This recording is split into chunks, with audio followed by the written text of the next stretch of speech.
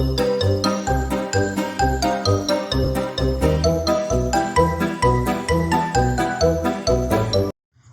So in our last video हमने Corey House synthesis reaction किया था। आज उसका मैकेनिज्म से स्टार्ट करेंगे और बाकी के जो मेथड ऑफ प्रिपरेशन रह गए थे अल्केन के वो कंप्लीट करते हैं। तो सबसे पहले मैं एक बार कोरे-हाउस रिएक्शन लिख लेती हूँ, ठीक है। क्या थी, पहले जनरल रिएक्शन लिख लेते हैं।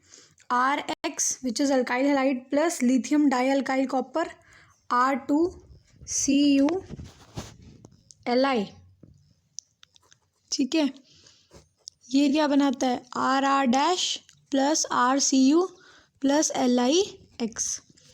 इसमें ये जो लिथियम डाइअल्काइल कॉपर बना था ये हमने कैसे बनाया था, RX plus 2 lithium to form RLi plus LiX। फिर इस 2 RLi को यूज़ किया, CuX डाला to form what, R2CuLi plus LiX, ठीक है।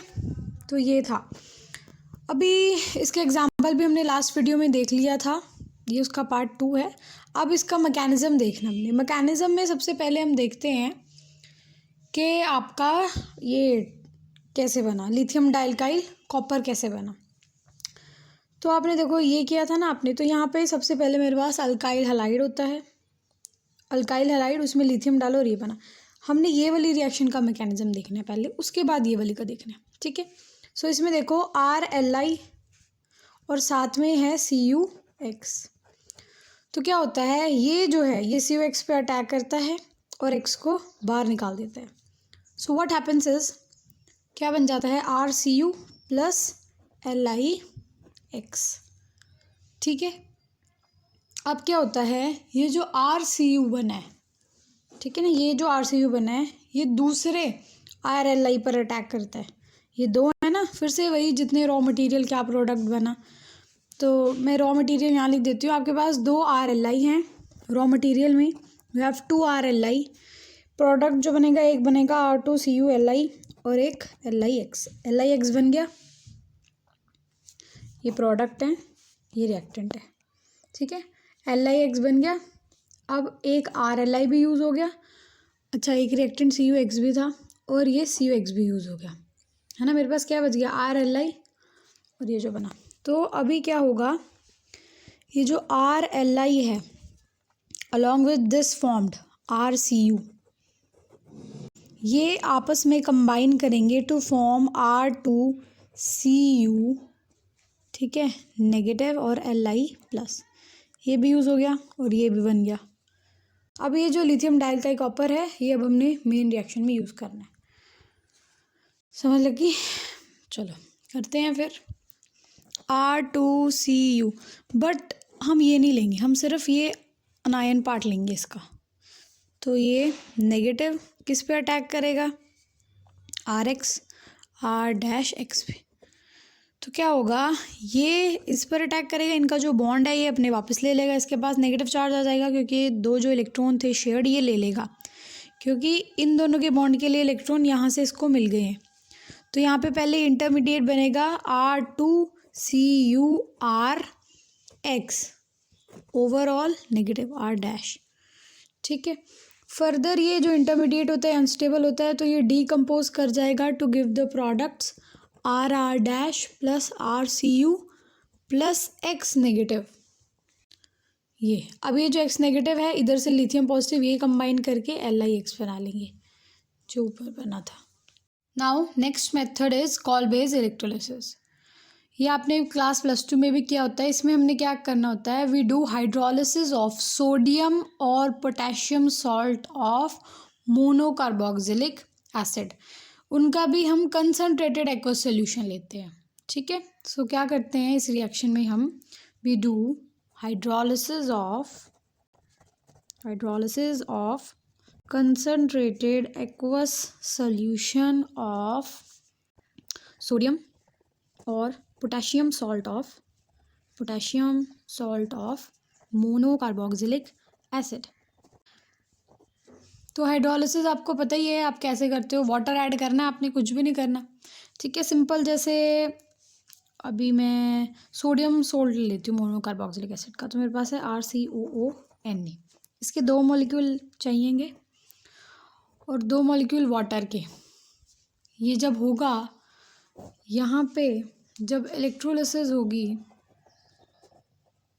तो क्या होगा मेरे पास, I will get alkane plus 2NaOH plus H2। इसको समझने के लिए मैं आपको एक इजी वे बताती हूँ। जैसे ये था आपके पास 2RCOONA था, एक और है, 2 तो ये हैं, और वाटर ऐसे लिख दिया मैंने, HOH ये वाटर है। ये आपको इजी सिखाने के लिए लिखा है। इसकी होगी इलेक्ट्रोलिसिस। तो क्या होगा, ध्यान से देखना, यहाँ पे ये जो RR है ये सेपरेट होगा। अच्छा, यहाँ पे साथ में CO2 भी निकलता है, वो लिखते नहीं है क्योंकि वो गैट एनोड वो लिबरेट हो जाता है। यहाँ पे देखो ये, उसके बाद NaOH, ये 2 मॉलिक्यूल NaOH के, एक H2 और ये 2 CO2, समझ लगी। तो क्या बना, RR plus 2NaOH plus H2, दिख रहा है ना, प्लस 2 CO2। क्लियर। इसका मैकेनिज़्म देखते हैं अभी हम। तो मैकेनिज़्म में आपको पता है, अच्छा आपको ये पता ही होगा कि एनोड जो होता है वो पॉजिटिव इलेक्ट्रोड होता है और जो आपका कैथोड होता है वो आपका नेगेटिव इलेक्ट्रोड होता है। Anode is positive electrode, cathode is negative electrode. तो जितने भी नेगेटिव चार्ज आयन्स होंगे वो एनोड के पास जाएंगे, जो पॉजिटिव चार्ज आयन्स होंगे वो कैथोड के पास जाएंगे। अभी देखो, सबसे पहले हमने इसको वाटर में डालना है, इसकी आयनाइजेशन होगी।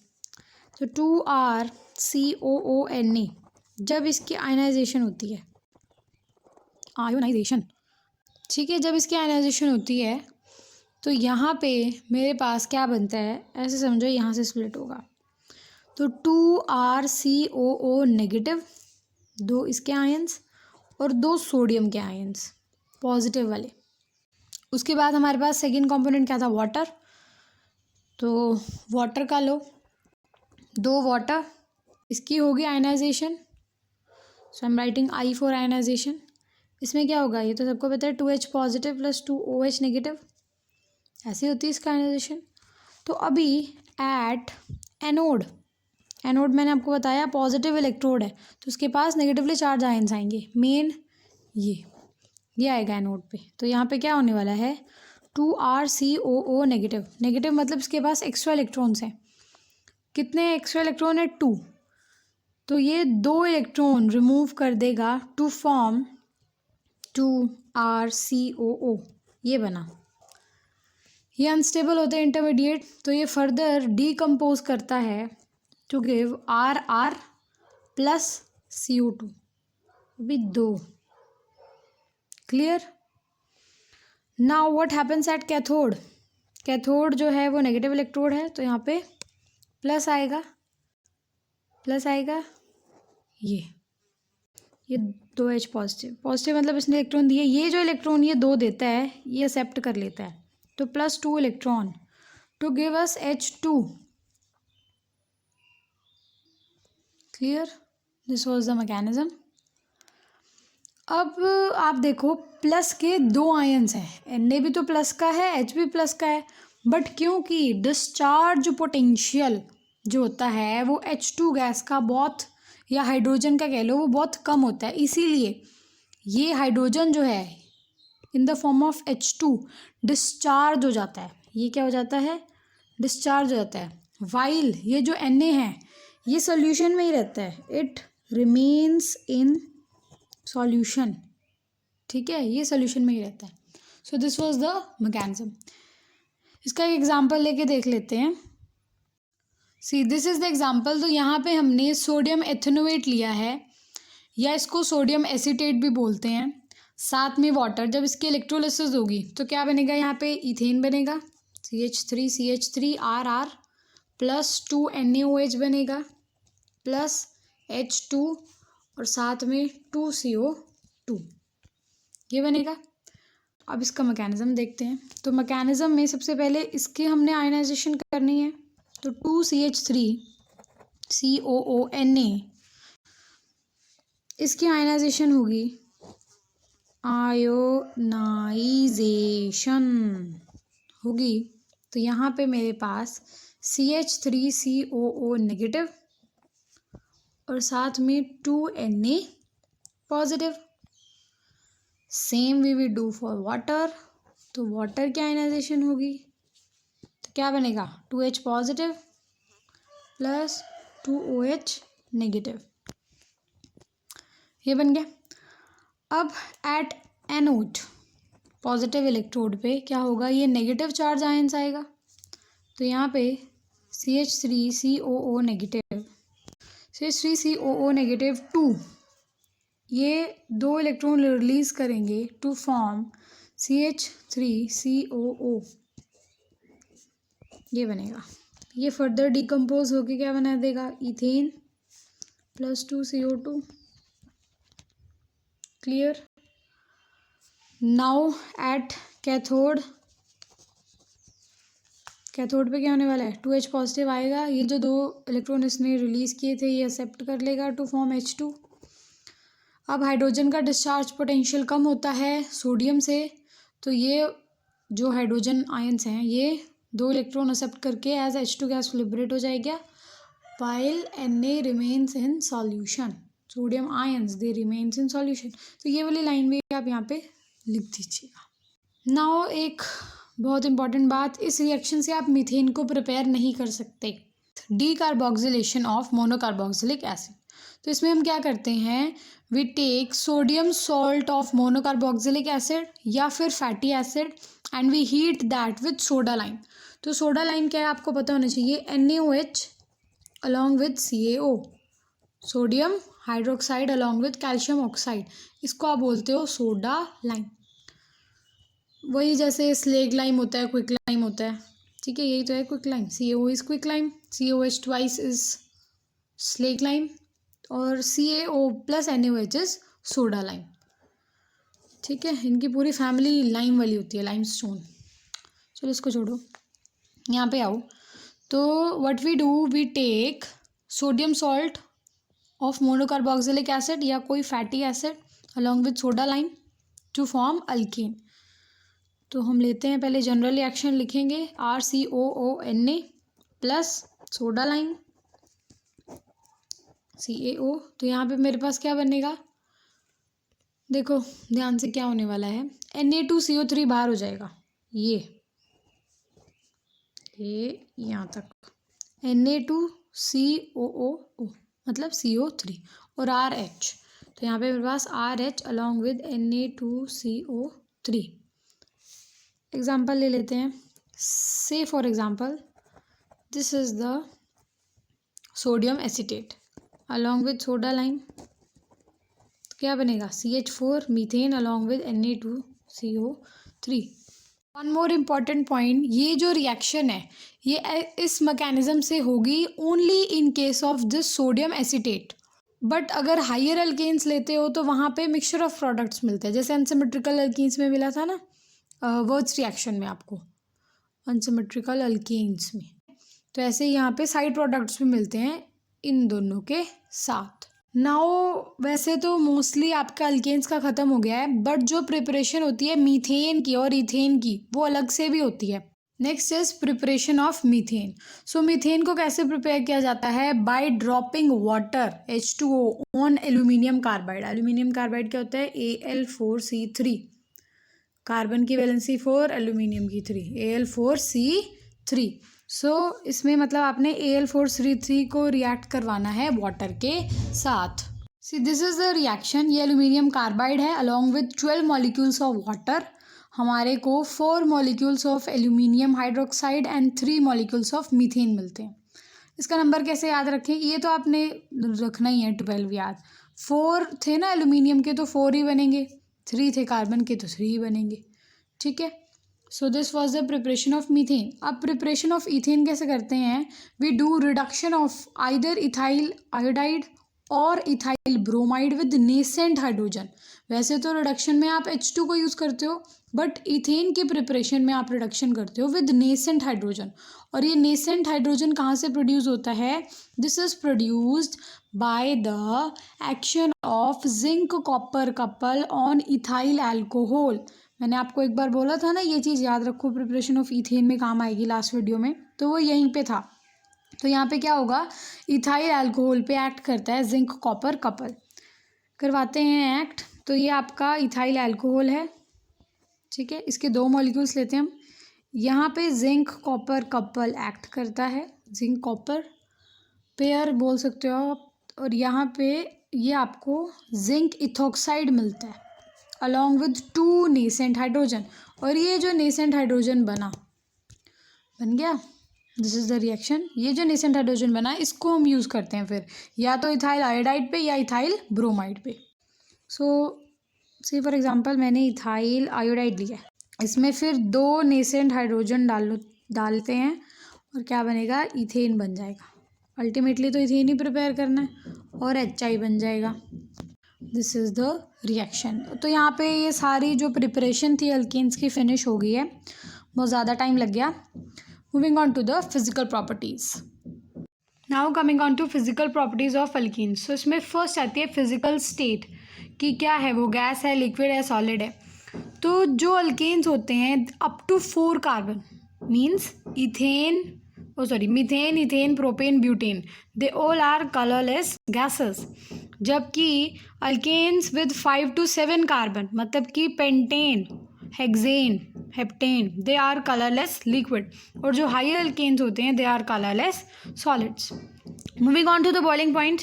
तो बॉइलिंग पॉइंट जो है वो जैसे जैसे आपका नंबर ऑफ कार्बन बढ़ रहा है, मीन्स टू से मीथेन टू नॉनेन या डेकेन, वो इंक्रीज होगा। Boiling point increase with the increase in number of carbon. अब ऐसा क्यों है? क्योंकि आपको पता है जो अल्केन्स हैं वो नॉन पोलर होते हैं, उनमें पोलैरिटी तो नहीं होती है। तो क्योंकि वो नॉन पोलर होते हैं तो इसीलिए उनमें weak van der Waals forces of attraction होते हैं। वंडरवॉल फोर्सेस ऑफ अट्रैक्शन कैसे डेवलप होते हैं पता है ना आपको? देखो जैसे कोई भी मॉलिक्यूल है, ये नॉन पोलर है, इसमें कोई चार्ज नहीं होता है। बट ऐसा मान लेते हैं, मान लो ये चीज़ है कार्बन हाइड्रोजन, ये हाइपोथेटिकल एग्जांपल है, अभी के लिए समझो। तो क्योंकि ये इलेक्ट्रॉन शेयर करे हुए इसने, ये कार्बन जो है वो हाइड्रोजन से ज़्यादा इलेक्ट्रोनेगेटिव है। It have more tendency to attract the electron pair towards itself. So for a fraction of time, बहुत ही ज़्यादा आप बोल सकते हो सेकंड का मिलियन पार्ट्स के टाइम के लिए इसमें ऐसा हो सकता है कि इलेक्ट्रॉन अपनी तरफ ले ले और इसके पास पार्शियल नेगेटिव और पार्शियल पॉजिटिव चार्ज डेवलप हो जाए। तो due to this partial negative and partial positive charge development, इनके बीच में अट्रैक्शन होती है, ठीक है। इसको बोलते हैं वंडरवॉल फोर्सेस ऑफ अट्रैक्शन। तो अल्केन्स तो ऐसे ही है ना, नॉन पोलर है ना, तो उनमें बहुत ही weak van der Waals forces of attraction होती है। और ये जो वंडरवॉल फोर्सेस ऑफ अट्रैक्शन है ये अलोंग द सरफेस एक्ट करती है। मतलब कि जितना ज़्यादा सरफेस होगा उतना ही ज़्यादा वंडरवॉल फोर्सेस ऑफ अट्रैक्शन होगा, ठीक है। तो इसीलिए जैसे जैसे नंबर ऑफ कार्बन बढ़ रहा है आपका एरिया भी तो बढ़ रहा है ना। पहले क्या था आपका, मीथेन ऐसे है CH4, इथेन ऐसे है, इसको ऐसे करती हूँ मैं CH3 CH3, या प्लेन स्ट्रक्चर में देखो मीथेन ऐसे है, इथेन ऐसे है, यहाँ पे ये satisfy the valency with hydrogen. Ethane ये था ना, अब प्रोपेन आएगा वो ऐसे होगा, ठीक है। ब्यूटेन आएगा वो ऐसे होगा। तो आप देखो सरफेस एरिया यहाँ से यहाँ तक बढ़ तो रहा है, तो जैसे जैसे सरफेस एरिया बढ़ रहा है वंडरवॉल फोर्सेस इंक्रीज हो रहा है। तो जब फोर्स ज़्यादा है so you have to supply more energy. तो इसीलिए जैसे जैसे आपका नंबर ऑफ कार्बन इंक्रीज कर रहा है बॉइलिंग पॉइंट इंक्रीज कर रहा है। Why? Because alkanes are non polar, that's why they have weak van der forces of attraction and weak van der Waals, या बोल दो van der Waals forces of attraction, they act along the surface and magnitude increase with the increase in surface area. एक point और, जो आपका boiling point है वो branching के साथ, अगर ब्रांचिंग हो रही है तो बॉइलिंग पॉइंट डिक्रीज होगा। क्यों? सेम रीज़न है, क्योंकि जो सरफेस एरिया है, ब्रांचिंग जब आप कर देते हो तो जो सरफेस एरिया है वो डिक्रीज हो जाता है। अगर सरफेस एरिया कम हो गया, वन डर फोर्सेस कम हो गया, तो आपको कम एनर्जी देनी पड़ेगी, इसलिए बॉइलिंग पॉइंट क्या हो जाएगा? कम हो जाएगा। इसमें एग्जांपल ले लेते हैं पेंटेन का। See, this is the normal pentane, इसका सरफेस एरिया इतना है, देखो ये ज़्यादा है। फिर ये आइसोपेंटेन है, एक ब्रांचिंग में चला गया, सरफेस एरिया कम हो गया। फिर नियोपेंटेन है, ये 2 ब्रांचिंग में चला गया, सरफेस एरिया और भी कम हो गया, इतना सा हो गया ना। ये कम है, ये कम है, ये ज़्यादा है, ये और भी ज़्यादा है। तो बॉइलिंग पॉइंट भी फिर इस हिसाब से 309 है, फिर ये कम हो गया, फिर और भी कम हो गया। सरफेस एरिया कम हुआ, वन डर वाल फोर्सेस कम हुए, so you have to supply less energy to break the bonds, तो बॉइलिंग पॉइंट कम हो गया। Moving on to the melting point, तो मेल्टिंग पॉइंट में एक जनरल कोई स्मूथ ग्रेजुअल इंक्रीज या डिक्रीज नहीं होता है, उसमें ना एक ये वाला पैटर्न होता है। इस पैटर्न में देखो आप, ये आपका प्रोपेन है, ब्यूटेन है, पेंटेन, हेक्सेन, हेप्टेन, ठीक है, ऑक्टेन। तो यहाँ पे देखो, जो आपका प्रोपेन है उसका मेल्टिंग पॉइंट कितना है? 85.9, क्लियर, केल्विन। और ब्यूटेन जब आगे चले तो 138 है, बहुत ज़्यादा इंक्रीज हुआ है। बट जब आप इधर से इस पे गए हो, ब्यूटेन पेंटेन पे गए हो, तो फिर कम इंक्रीज हुआ है। मतलब कि ऐसा देखा गया है कि अगर आप ऑड से, ये ऑड है ना 3 कार्बन, इवन में जा रहे हो, if you move from odd to even, तो जो इंक्रीज है वो बहुत ज़्यादा है। जबकि अगर आप फिर से इवन से ऑड में जाते हो तो फिर वो इंक्रीज इतना नहीं है, वो कम है, ठीक है। अब ऐसा क्यों होता है? इसके पीछे एक रीज़न है। इट्स बिकॉज इसमें जो इवन मॉलिक्यूल्स होते हैं वो जो हैं वो क्रिस्टल लैटिस में अच्छे से फिट हो जाते हैं, जबकि जो ऑड वाले मॉलिक्यूल्स हैं वो अच्छे से फिट नहीं हो पाते। जैसे ये देखो, मैं ये वाला बना रही हूँ, 1 2 3 4, इसमें कितने कार्बन है? 1 2 3 4 5 कार्बन है, ठीक है, ये एक मॉलिक्यूल है। अगर ऐसे ही 5 कार्बन, मतलब ये वाला है पेंटेन, इसका मुझे एक और मॉलिक्यूल अटैच करना हो तो वो ऐसे अटैच होगा, 1 2 3 4 5 ऐसे अटैच होगा। तो यहाँ पे देखो कितनी सारी स्पेस है, मतलब स्पेस तो हर जगह ही है, but between the 2 different molecule कितनी सारी स्पेस है यहाँ पे। तो इनका जो अट्रैक्शन है ये अच्छे से फिट नहीं हो पाते क्रिस्टल लैटिस में। जबकि आप इवन में देखो, इवन में देखो 1 2 3 4, ये है, मान लो 1 2 3 4। अगर मैंने एक और मॉलिक्यूल अटैच करना है तो वो ऐसे अटैच हो जाएगा ना, 1 2 3 4।